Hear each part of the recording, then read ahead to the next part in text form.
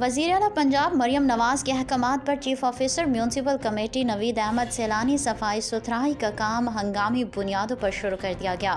جویا news plus registered کے پاک پتن شریف سے بیورو چیف جمیل جویا کی رپورٹ کے مطابق ڈپٹی کمشنر سعدیہ مہر اور administrator municipal committee Rana Muhammad Umar کی ہدایت پر ضلع پاک پتن میں ستھرا پنجاب مہم پر عمل درآمد جاری ہے۔ پاک پتن کے صرف مین روڈز ہی نہیں بلکہ گلی محلے بھی صاف کیے جا رہے ہیں۔ شہر کی دیواروں سے بینرز، چاکنگ اور تجاوزات کا خاتمہ کیا جا رہا ہے۔ Manholes, drainage, desilting, wet holes filling, street lights, patch work پر بھی کام جاری ہے۔ صفائی کے لیے ضلع بھر کے مین روڈز کے ساتھ گلی محلوں اور شہری اطلاعات پر بھی ایکشن لیا جا رہا ہے۔ پاک پتن صفائی مہم جاری، شہر کے مختلف علاقوں کے ساتھ ساتھ گلی محلوں کے علاقوں کی صفائی بھی جاری ہے۔